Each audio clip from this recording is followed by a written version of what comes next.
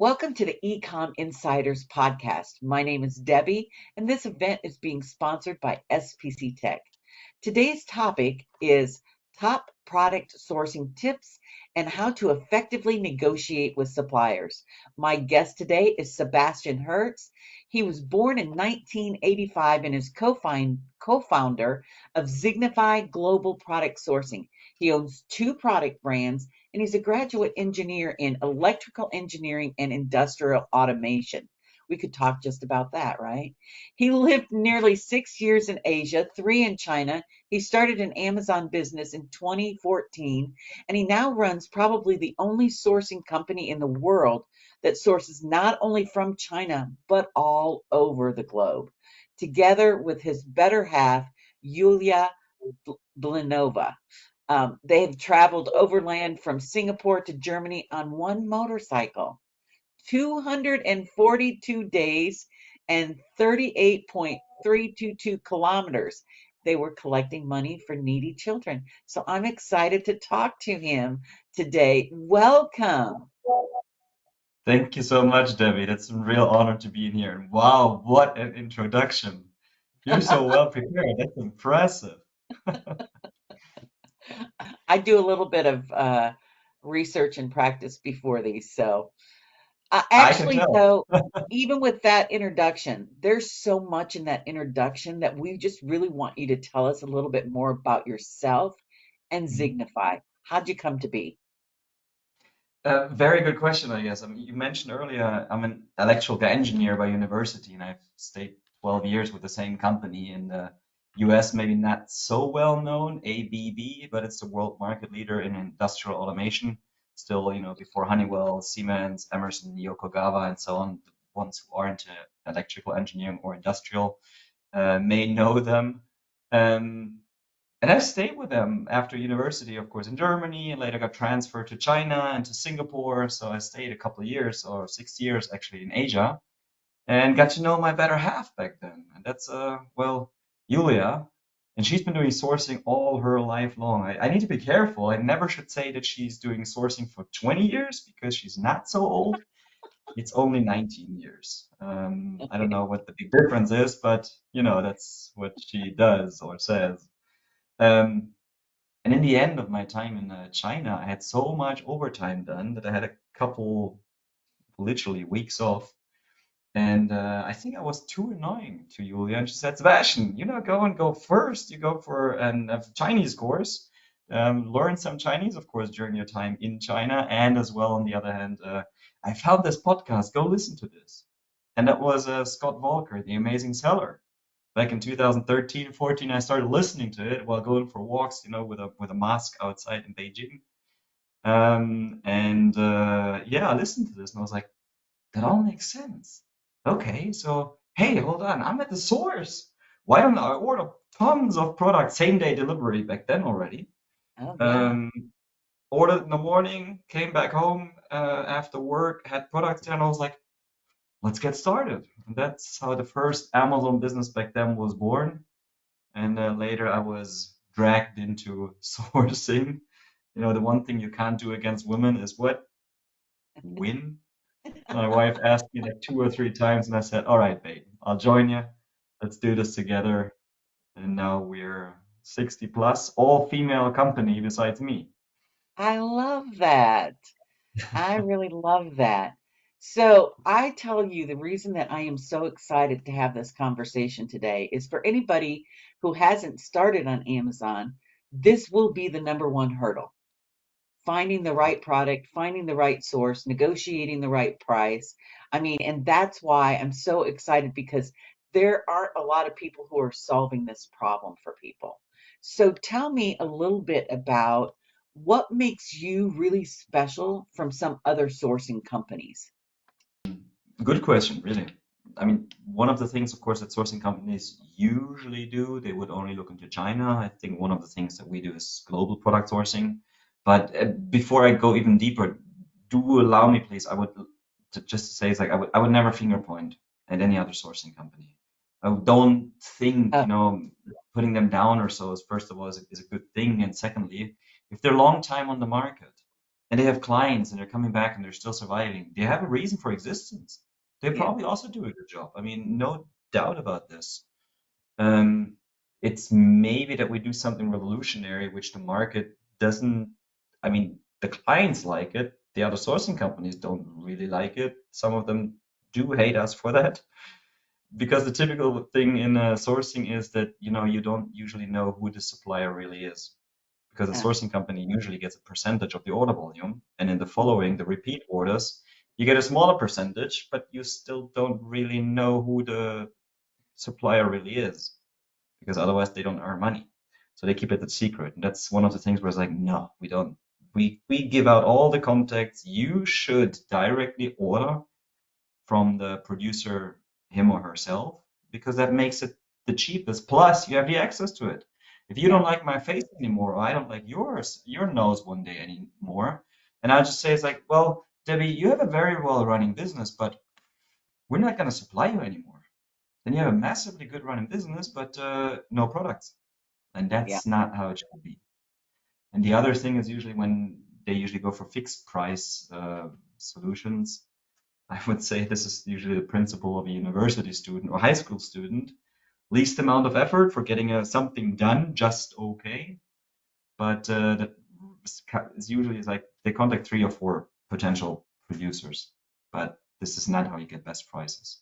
Anybody who's Mm. starting out, you're of course taught of like get 2 or 3 quotations, but if you really mean it very well with a product, go in and go deeper. We target to find about 30 potential producers, get as many quotations as possible, reasonably possible, and then start negotiating. And this is how we've sourced now more than 4,000 products, but I think I'm saying this for a year by now, maybe soon 5,000 products. And we've saved our clients through this way more than $500 million in savings Wow. just by I getting more love that. quotations and do this 100% open, honest, and transparent. And I love that too, because I think in the e-com world today, there are a lot of agencies that come in and aren't transparent. I mean, we have had a lot of clients that come to us because they've been taken advantage of by Mm. other people. And so I love to really promote those businesses who have the same philosophy that we do. And you are one of those businesses. Tell me something, when you first started this business venture, what challenge did you not expect to have? What challenge did I not have when we started the business? No, like, what challenge did you not expect when you started the business venture? Right. That's also a very, very good question. I think, I mean, one of the things is, of course, so far we've never spent any money on advertisement. So we have just grown literally by the word of mouth and a few trade shows that we have done. I think it is, I mean, also, setting up processes, developing a team, and still, of course, reaching people, um, while at the same time, of course, building up a team. And you would see when you're going through building a team, how many employees very often it does take to get the good ones. Mm, So when speaking today to many other partners as well, the number one issue in such a business, of course, is always employees. And getting good employees and finding them took longer than expected. yeah. Yeah, I definitely understand that. And then just making sure that you create the culture and environment that they want to stay in, that they don't Yes, come in, learn everything from you, and then decide they're going to go off and do it on correct. themselves, which is obviously in this industry a real challenge. When you learn how to do these things, everybody goes, "Oh, I could be doing this for myself," right? If someone came to you and said, "Hey, I would like to work with you. I'd like you to help me find a product and stuff like that." Mhm. What information would you need from a brand owner in order to establish a new product or product line for them? Most of the clients who come to us, I mean, we're, I would say, a bit known by now, especially in the Amazon industry. So they usually come to us and bring the link of the competitor and say, "Yep, look, I want those changes in the USPs. That's the product I want. I use Helium 10, Smart Scout, Data Dive, etc., etc., to analyze the products." So they come with a link and say, "That's the product I want with those changes." If they don't really know in the beginning, I mean, we can help, of course, also developing the product idea. Mm. in terms of let's do some trend hunting, product hunting, niche analysis, and developing the idea and the product together. But most of them, they usually know quite well, that's the product I want. Let's get into this. Those are the changes. I want to get myself spot number 3 or 2 or number 1 in that category. Now, what would you say is a typical investment that's needed if somebody's going to come along and they're going to develop a brand? The investment to develop a brand or to go into sourcing. Well, let's just say a product. If they wanted to develop a product like that, what kind of investment would be needed for something like that? I mean, when we think like the whole way around, like getting started, for example, on Amazon, just assume, I mean, anything, if you do anything in the beginning on your own, of course, that saves the cost for any of the external experts.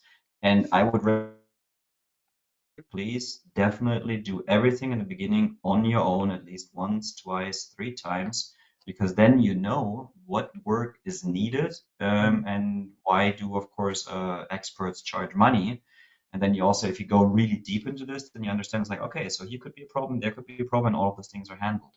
And then it may just be, some of the clients, some of the producers, they maybe start with an MOQ of 50 or 100 or 500 or 200. And if you would estimate that you pay for a product $2, $3, $4, $5, then you could, of course, guess how much the production would cost. If you still go then and do all the imagery and everything on your own, I would say, I mean, all that can be, of course, cheaper and free, but imagine, I would guess, depending on whatever solutions you have, 1,000, 2,000, 3,000, 4,000 for high quality images you may need.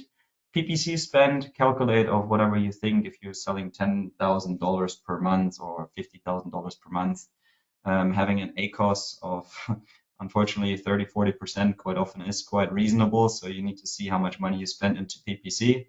When you come to us, when it comes to sourcing, you get an expert on the side. Just naming a price, I mean, I can do this, but I wouldn't say problem, you need to compare, of course, what's included. But I think we're still quite affordable. When it's China, it usually takes about 25 to 30 hours. We're currently at $80 an hour, so it's somewhere like 2,000 when it comes from China. Outside China, usually 3,000 to 4,000 dollars for doing the work, just roughly. But this then would include, finding about 30 potential producers, getting in contact, getting the Yeah. quotations, getting the prices, comparing them, screening them, putting them all in a list, giving all the contact details, reasons why or why not, the prices, and then even make a short list of the ones where, say, Debbie, from those 2, 3, maybe 4 or 5, let's get samples. Of course, on the other hand, do this. If you're very starter, my suggestion, please do this a few times or at least one time on your own in detail. Because also SPCTEK, I mean, of course, I mean, there's no doubt you guys, you're running Walmart, TikTok, Etsy, and Amazon, of course, and you do have experience of how to run that. Yeah. And if you have experts on the side, of course, they cost some money as well. Yeah. Yeah. So, there are several things that you said that were really good. For those people who are watching who maybe aren't as educated and stuff, MOQ is your minimum order quantity. So Yep. anybody who is manufacturing for you has a restriction as to you can't just go in and buy 10 and put a label on it. They need to have a substantial amount. So often manufacturers will require that you have 200, 1,000, or however many they want you to produce. And so I think the biggest problem that we have sometimes as an agency is that when people come to us and they want us to maybe do some product sourcing and stuff for them, is they don't understand the initial investment. And that's why I'm glad I'm talking to an expert today, because you mentioned a lot of things that people have to do. You not only have to think about, the cost of the product, but you also have to think about if you're going to advertise and promote the product, what does that cost? The cost of the expertise just to find and source the product. So there are many things that come together in order to do that. Let me ask you this. Shipping, packaging, imports, Yes. duties, taxes, fees. So, I mean, if you have 10,000, 15,000, where you say this is a good start, maybe even including the products, this could be something. You can maybe also start with 5,000 only in a small way. Yeah. So what you would need in a total sum maybe for everything. What would you identify as maybe some of the trending products right now that have high profit potential? Well, I don't think there's like a specific category. Of course, trends are coming up quite a lot, but on the other hand, you got to be aware that in today's world, the Chinese sellers or whatsoever, they're very quickly on the market. I have a backpack right now with LED screens, which to me, I've seen them like 5 years ago or so. To me, I mean, obviously, we do sourcing, we travel throughout the world. We're so often, of course, in China and see the hottest, nicest spots. But most of the people who see the backpack have never seen it. Yet at the same time, you have the Chinese already on Amazon selling them for $99 that half the size smaller and most likely, I have to say, not legal to sell. Probably in Germany, you have several laws, many of them to fulfill. Yeah. Hint, hint, don't let this necessarily stop you because you can also get them kicked off the market. Not Mhm. necessarily all in legal ways, but also with the legal department of Amazon to say, guys, that product, that's not safe. This product is not legal to sell. Please take it off the market. Um, what I would highly recommend you without giving you a category is use tools like Helium 10, Data Dive, Smart Scout, and we have discount codes for all of them. And you, SPCTEK, probably know several others as well. And analyze the market in the category. You will see that babies is a huge market, or children, and toys is an even bigger market because people like to spend a lot of money on their children and they spend a lot more money even on their pets. Um, Whenever you look into somewhere, then you see it has whatever, 5 competitors, 10 competitors. Don't let this throw you off. Look at how good those listings are. If two of Yeah. them are really good, the rest is, sorry to say, crap. Um, you may have a good chance to become number three or number two.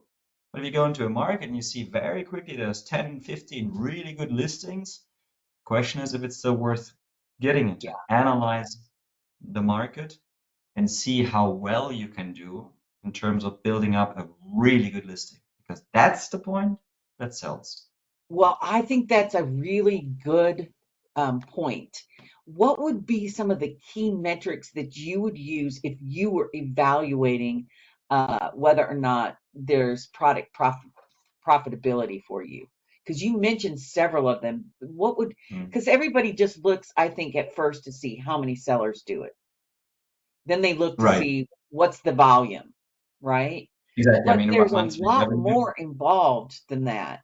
What would you Yes. look at if you were trying to analyze whether or not this product would be profitable for you? I mean, for one of the things in terms of profitability, definitely one of the ways is, of course, get the best prices. This would help you getting cheaper production. You have more money available. First, more margin, and secondly, you can afford advertising spot number one because you make more money or you buy cheaper.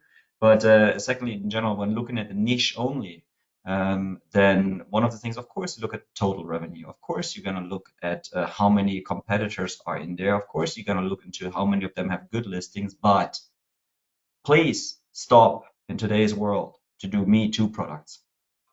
Look at all of them and do me the favor and say, what can I do better? If all Mm, of them have that typical product, is there a way that I, yes, spend more money on the product, but it has some USPs that the others don't have, and then sell it for 20, 30, 40% more? Set yourself off. Don't get a Me Too product. I started 2014 back then, with a card sleeves where you put banking cards inside, or I have RFID blocker cards which you put into your wallet. It's a plastic card.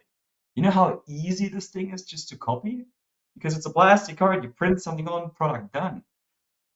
So look, if the whole market has all the same product, but you have something really outstanding, if it's a good big market, and you have something really outstanding that's still missing in the products, that would be to me like a golden nugget or the golden pineapple you have standing on the shelf back there.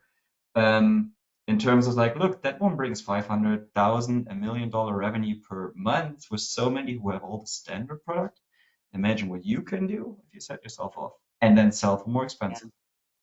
So, what do you think is the benefit of really focusing on niche products? Less competition, more Yeah. money, and or like a good friend of mine, Sean Hart, also explains about the going into niches when you say, for example, imagine you have a side sleeper pillow. The normal side sleeper pillow that you use for the bed, like for every day, a cheap thing, maybe $15. Now you go in deeper and you say you make one with memory foam for, I don't know, left side sleepers. And the ones who snore, all of a sudden it's 49, right? Then you go into and you make those orthopedical products, but careful, careful, don't get into medical products without Yeah. really getting into the details. But then maybe this one would go then for, let's say, 99.99, which is pretty much the same product, just a little bit better. And now you go even one step further. What did I say in the beginning? Was it like 15.99 or whatever 15, it you is? started at 15, yeah. And now you go in one step even deeper and you make it like an orthopedical uh, um, side sleeper pill for people who had this accident as a curing help. And you sell it for 199. And it maybe costs, yes, $5 more in production. But look at this. You will sell, of course, a lot less than the Mhm. main master product, but you have less stock to buy, less stock to hold. You have less Yeah. competition and a hugely bigger margin. Yes, yes, absolutely. Um, so I'm curious, we've talked a little bit about private label, but what do you think are the pros and cons of sourcing, say, wholesale, drop shipping, private label? I mean, what would you typically make Hmm. as a recommendation if you're looking for product? I mean, both is fine. I would, of course, we do majority for us is private label sales. We do wholesale sourcing as well. And just right now, like last night, I came back from the IAW here in Germany, which is an international stock lots trade show that goes pretty much into, wholesale branded goods. The issue there is, I mean, if you buy a ready branded good, if you have stock lots or like overstocks, this supply goes to an end, comes to a limit. Yeah. The negative thing about wholesale, on the other hand, is as well that you usually buy them for more expensive than they really cost in production. Mhm. Yes, it's an A brand. Yes, people look for this, but you know what? You maybe also have five resellers on there, and then it's gonna circulate. Who is the buyer right now at the moment? You can't really influence the listings. You can't influence the images unless you have the exclusive rights of selling this from the brand. You know, today you're selling, tomorrow I'm selling, it turns around, and the margin is, of course, smaller. So here you go by mass. Yeah. If you go by private label, you do decide the price, of course, for what you want to sell. You do decide the whole listings anywhere. You decide also what the price for purchasing is. So you, in the end, pretty much decide, of course, the profit, and you decide also on PPC on how much you spend, uh, pay per click, of how much traffic you get on the page and how you balance out profit and impressions. Now, both can be very profitable. Maybe both of it is if you're more the person who is like easily selling A brands, B brands, big ones, go with this. If you have the heart and the guts and the energy to build up a brand, maybe private label is better for you. Yeah. Again, Yeah. always check on demand, competition. So you're finding, multiple sources for product for people and stuff. What factor, you said, maybe the person should try this on their own so that they have a good understanding of it. What factor would a seller consider if they were selecting a supplier? First of all, the origin of the product, where are you selling? If you're selling inside the US, check out the product, whether on htc.gov.us, I think, or .com, I believe it is, the harmonized tariff catalog or calculator, whatever it is. It would tell you, do you have anti-dumping tariffs against a product that is made from China? Because anti-dumping tariffs right now, right at this moment, since 2018, Mr. Trump and also Mr. Biden increased, of course, massively the anti-dumping tariffs against Chinese goods due to the US-Chinese trade war. So a big question could be, could I get this product from another market, from another country, and maybe have 0% import tariffs? And I can tell you that for one of our clients, bigger one, also German, but selling in the US, we saved him $1 on the product, which made $500,000 in savings because he sells 500,000 units, but he saved $810,000 on import costs because he had 27% import tariffs on that product. Wow. So we had even higher import tariffs than whatever we saved. But in a short amount of time, it was possible to save on that first product $1.31 million per year by looking where does it come from. Mm. But when you go in deeper and you look into, I mean, the suppliers, of course, don't only look for one. Get as many as reasonably possible. If you get up to 30 potential producers, if it goes well, you maybe have 5, 8, 10 valid quotations. If it goes really well, maybe 12, 15. If it goes really, really, really well, 18, 20, or even more. And then you have the power to negotiate. What you should check Yeah. out is like trading companies, kick them out. They only hold open the hands, for moving boxes. You want to get to the cheapest source. You need to see how flexible they are. And there's so many things to look out for. Are they willing to do changes? Is the MOQ, the minimum order quantity, low enough? How fast can they produce? Are they reliable? How long are they on the market? Are they involved anywhere in other businesses that are maybe right now being sued in front of court for some other reason? So there's so many things to look at too. Do they give you the quality? Do they allow you to do quality control locally there? So there's so many things to check. Mm. Just think Murphy's Law. Anything that will go wrong or can go wrong will go wrong. So, and if there's a supplier and you would say you could not imagine to marry him because you already have troubles in the first steps and Mm. some bad feel, well, maybe don't go with him. How do you Getting verify the reliability of your suppliers? Of course, I mean, we could do this for every one of the 30 potential producers, but usually you check that, I mean, which ones of them are interesting, which ones of them, you get to a short list for several reasons, and then once you have the short list done, what you can do is, of course, I mean, check the business registration. Is it a trading company and or is it a real producer? See how long is he on the market? How valid is the person? How's the communication? How easygoing is it with him? Can you see again on other databases where they have any court Mm. files against them? Where else and which other companies are they involved into? Where are they located? How fast are they responding and so on? So there are many, many things, of course, that you can check and should do. Do some background checks about the people you want to do business with. Yeah. A small hint, if I can give you one of them, when many of them tell, that's like maybe like a direct thing to implement on your own. Every one of them will tell you they're a producer, especially in China. Most of the times, it's of course or many times it's a trading company pretending to be a producer. Here comes the Ah, hint. Talk to them, for example, over Weixin or WeChat, and you ask them, it's like, hey, Debbie, are you right now in the factory or are you in the office? You're in the factory? Cool. So you're not in the city, you're not like selling right now, there's production. Do me a favor.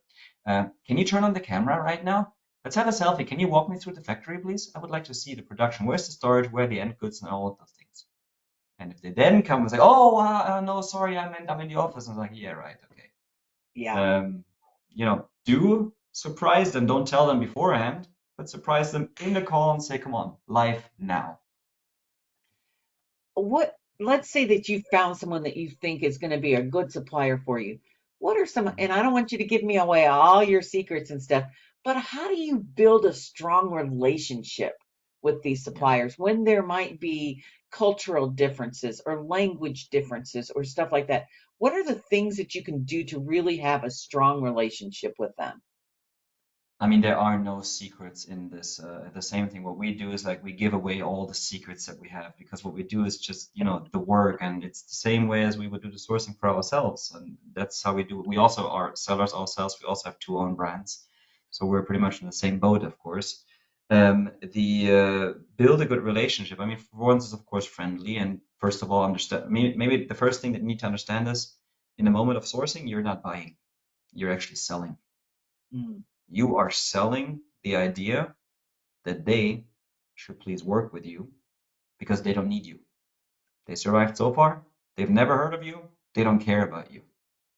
Just assume this way. Of course, they want to have additional business, so they'll talk to you, but to be honest, they don't need you. Mm. So please always treat them with respect. Please always, when you negotiate, and also when we negotiate, do this ethically correct. Please always Yes. have in mind that they have a company, that they have a dream, that they have a family, they need to bring food home, and they probably have the same dream as you. Build the biggest company in the world and make as much money as possible. So please also leave them the chance, of course, to do that. If you're working with them, one of the greatest things you can do after a while of establishing, of course, a cooperation, fly there. Go there, visit them, bring them small presents, shake hands, go for dinner, spend time together. Because all of a sudden it's not, like if you imagine that, Debbie, you and me, we see each other here right now. But how awesome will that be when we one day meet in the US? Yeah. And we'll maybe I come to Iowa one day, and then we'll hang out. And It was Iowa, wasn't it? Yes, yes, yes, yes. Yeah. I'll come by and we see each other. We spend a couple days together. The relationship will be completely different. Find out Mm, about the birthday, send a present. When it's Chinese, find out when it's Chinese New Year, give them congratulations. Moon festival, send them a moon cake. Find out a little few things. I mean, how do you make friends? What exactly. would you do if the supplier was next door? Do the same as much as you can. Yeah, I think that's a really good point. Now, I think that there are a lot of people who are always really concerned about whether or not there's bribery for things that go on in other countries and stuff like that. What do you do if something like that presents itself? All the time. I mean, we've had so many offers like, hey, here's $5,000, here's $10,000. Can you please make sure that we become the supplier? And now it's a very, very normal way for a sourcing company usually to get a percentage by the supplier, because Mhm. they may only represent three, four, or five suppliers, and they're kind of salespeople for factories. Now, at the same time, we've had so many bribe uh, chances as well. I mean, they would not bribe you, because we would be like a middleman, even though we're not a middleman. The money doesn't go through our hands. You pay the Right, supplier directly. And this is where I tell them, I was like, guys, don't give me that money. We're building a list of 30 potential producers. There's all the contact details, all the prices, all the reasons why or why not this one of the 30 companies would be a good supplier. But it doesn't change the fact that our clients will select the supplier on their own, depending, of course, on price. So please keep your $5,000, $10,000. Yes, we could make a lot more money. But we have a saying in German, it's like honesty goes the farthest. yes. Um, and take your bribe and put it into better prices. And only then, and only maybe, our clients will decide to get a sample from you. Because it's not about bribes, it's about openness, honesty, transparency. And when we make a short list, then you maybe get into this one if your prices are okay. Bribing us doesn't help anything because your price will Yeah, stay the same, right? touched a little bit on this, but I'd like you to expound a little bit. What are some of the effective negotiation tactics that you can use to get better pricing and stuff? And then what are some of the common mistakes that you should avoid? One of the things is, I mean, either you're a super self-confident person and you don't have any other quotations from anybody else or valid quotations. You can negotiate, of course, a lot with them, but you may also stand the risk of losing that supplier because you go too cheap. And once you say it's like, oh, I have another supplier who's 40% of that price, and then you come back, I mean, you kind of burnt your face or lost your face because they knew you were lying to him. Why would you come back to him? Mhm. So try to, of course, keep your face as well. Um, Now, the other thing is if you have not only one, but 5, 8, 10, 12, 15 valid quotations, you have the high prices, medium prices, low prices, you actually do know the market price. And some of the strategies are, of course, that you say is like, guys, I mean, there's so many others out there. Sorry, your prices are really just not great. But of course, if you want the high quality, like the prices, which are probably somewhere up here, you can, of course, negotiate with them. And one of the things is as well, if it's true, never lie. Please always be honest. But if you have like some cheaper production, you can go to the expensive ones. Like, look, guys, your quality is good. Your quality is better than the cheapest producers. But to be honest, the cheap producers, the quality is not so bad, really. Our clients still definitely will want your higher quality. But do me the favor, you need to come closer with your price, otherwise they will not select you. So Yeah, have alternatives, right? When it comes to China, another thing that you can do is, you talk to them, you walk away. We used to live in China, and it's quite normal when you go to whatever the fake markets or any of the other markets where haggling is normal. You go there and I mean, in some of the cultures, negotiation is just part of it. yeah, So in the Arabic world, in the Chinese world, it's like it's not expected not to negotiate. They tell you a price, you tell something different. And when you yeah, say it's like, no, okay, this is really not good, you literally, does the camera follow me? Yeah, you walk away. yeah, And they will come and yell after you, 20, 25, or whatever, 15 or so, they go lower and then you come back. So there's so many things that you, of course, can do. Um, yes. Always think also what's in it for them. Mm, Paint them a positive but realistic picture about the future. Don't tell them at the FOQ, the first order quantity for this first order, but also tell them it's like, what about 3 months, 6 months, 12 months? Have you built a business before like this? Can you show them it's like, look, I want to start small, but And I expect like in 3 months, 6 months, 12 months, positively, but realistically, it's going to be 500 units, 1,000, 2,000, 5,000, 20,000. Then they also understand, aha, there's a bit more behind. And when you have built a business before and you can show that and prove it and even tell them that this is a similar business, I mean, they are quite likely, then to also believe that you know how Yeah. to build a business, and they would first of all open up to give you a quotation in the first place. So we talked a little bit about negotiating price, but they may come down on their price. Now we need to talk about payment terms and shipping costs and stuff like that. So what are some tips that you can give us when you start getting into that type of negotiations? Same thing. If you have alternatives, you can negotiate, right? Again, but always please stay ethically correct. Don't go too low. In the What's a first good quarter, you payment may not, term? What would I you mean, in terms of consider, payment, yeah, a good payment term? it depends all of course on the product, and it depends on the real production cost, what they have. The lower you have negotiated them, the more percentages they will want to have because they need to be able to finance their own production and the raw materials, of course, as well. Right. But I mean, if it's sometimes, you have a 30-70, that's for the beginning maybe good. If not a 50-50, like 50% upfront and 50% after production, after quality inspection, please. Don't do final payment without a quality control. I mean, that's what we do. We always go into the factories and do a quality control, because otherwise you have no leverage of negotiation unless you have a good and understanding supplier. They would not produce again. But if you Yeah. maybe have a 2080, that's also a cool thing, or a 1090, of course, it's something nice as well. Um, Most of the times in the beginning, you may have a 30-70, a 50-50, that's okay. But what your main target in the future will be is, which you will not, most of now you most likely will not get it in the first quarter, but you say you can also have a payment term where it would be is like, 60 days or even 90 days after receiving the goods is the final payment. This, of course, happens when you grow bigger. So you make Yeah. whatever, like a 10% down payment, a 30% after before shipment, after quality control, and the rest of the 60% you pay 30 or 60% days later after receiving the goods. But that's future development.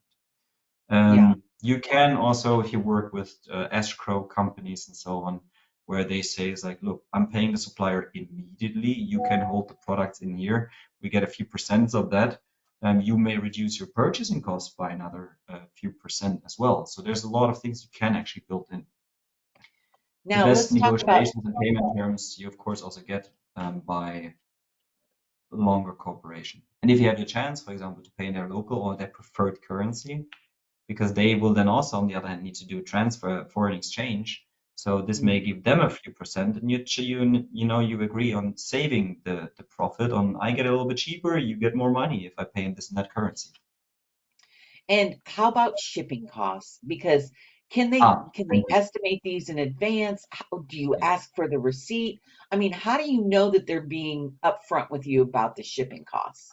They will, of course, always give you a quotation because they have their forwarders, and quite often I mean, some of them they may just pass through the cost.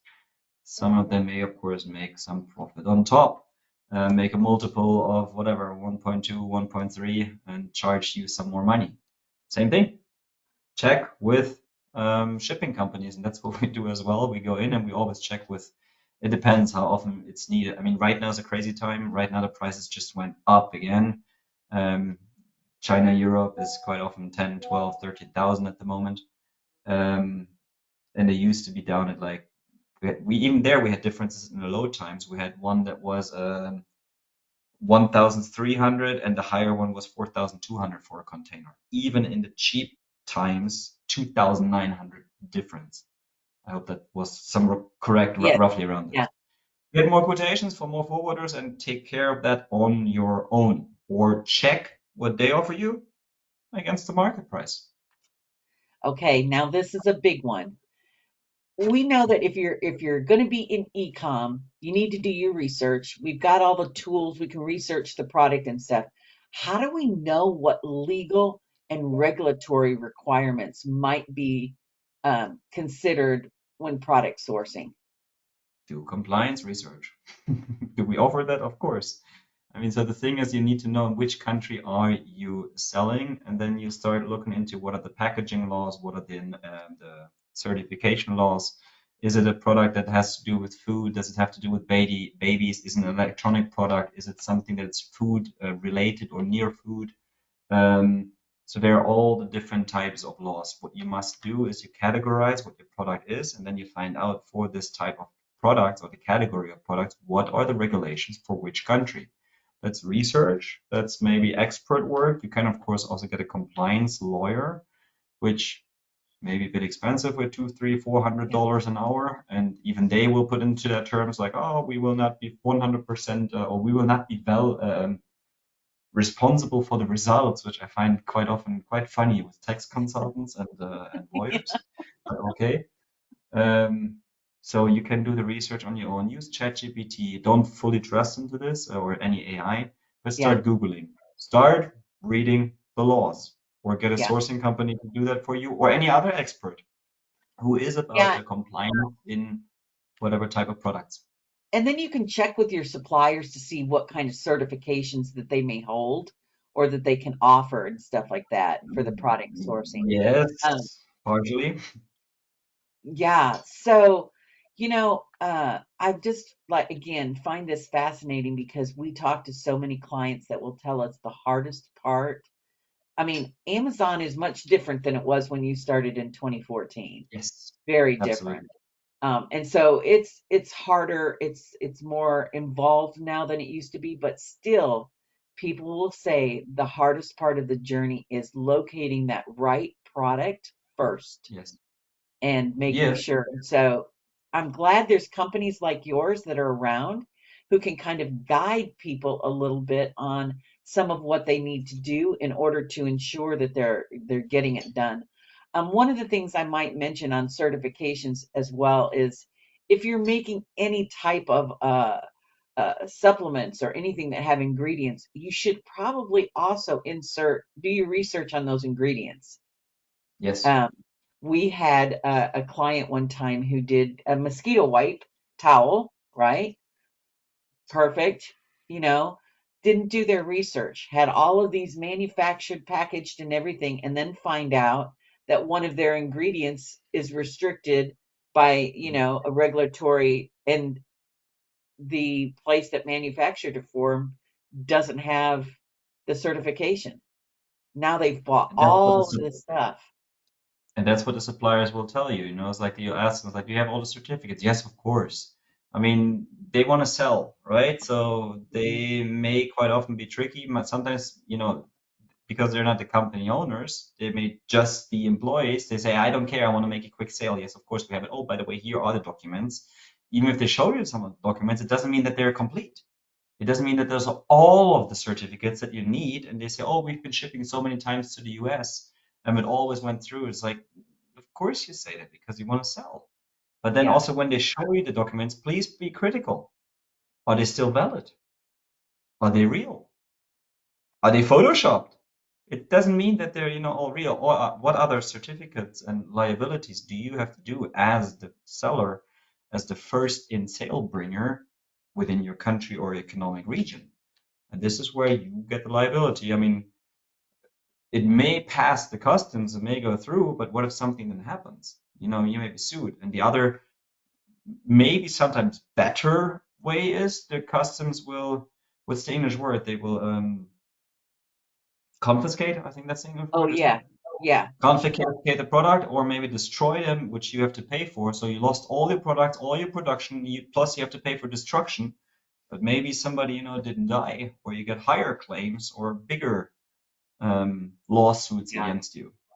Yeah, I don't know whether you noticed, but recently, um, the United States is checking on Temu and Shine and some of these companies Oh, for yeah. baby products because For there have baby been, product.